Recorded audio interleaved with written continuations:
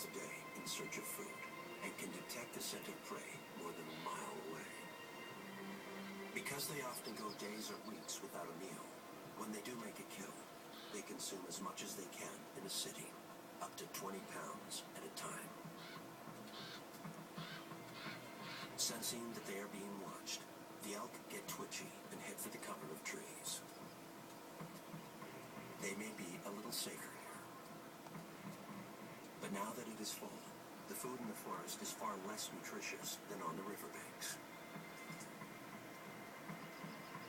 If they want to put on weight and avoid wolves this winter, they must keep moving.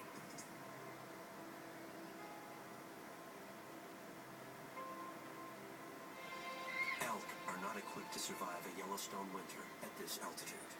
In just a few weeks, this great plateau will become a deep freeze.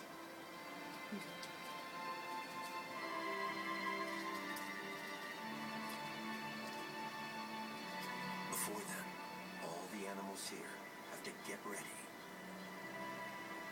or get out.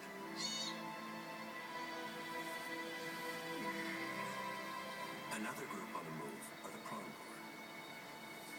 These animals evolved to outrun the now extinct cheetahs that lived here tens of thousands of years ago. They can hit 60 miles an hour in a sprint and cruise at 30 for miles. But they don't win the race every time. Predators can and will